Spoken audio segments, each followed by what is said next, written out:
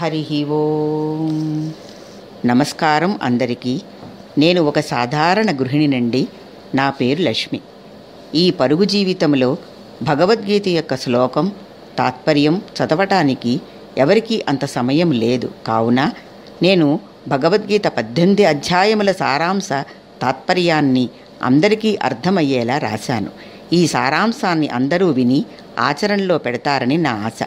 ఒక మనిషి తన జీవితాన్ని ఎలా ఉద్ధరించుకోవాలన్నది దీని సారాంశం. శుక్లాంబరధరం విష్ణుం శశివర్ణం చతుర్భుజం ప్రసన్నవదనం ధ్యాయేత్ సర్వవిఘ్నోపశాంతయే. భగవద్గీత 18 అధ్యాయముల సారాంశ తాత్పర్యము మొత్తము. శ్రీ భగవద్గీత మొదటి అధ్యాయము. అర్జున విషాద యోగము.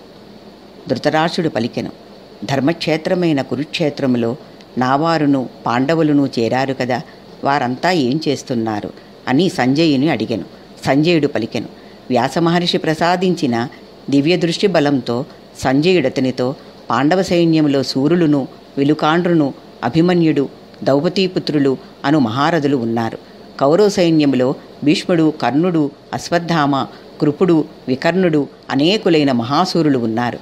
భీష్ముడు తన సింహనాదాన్ని పూరించాడు. కౌరవులంతా తమ తమ శంఖాల్ని పూరించారు.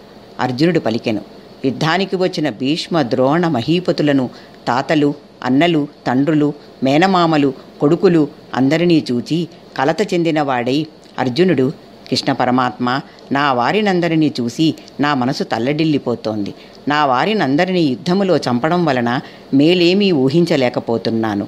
కృష్ణ, ముల్లోకాలకు ఆధిపత్యం ఇచ్చినప్పటికీ వీరిని నేను చంపలేను.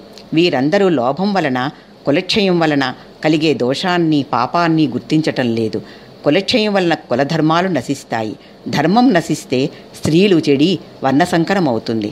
వర్ణసాంకర్యం వలన కులం వారికి నరకం తప్పదు అని అర్జునుడు చతికిలపడ్డాడు. మొదటి అధ్యాయము సమాప్తము.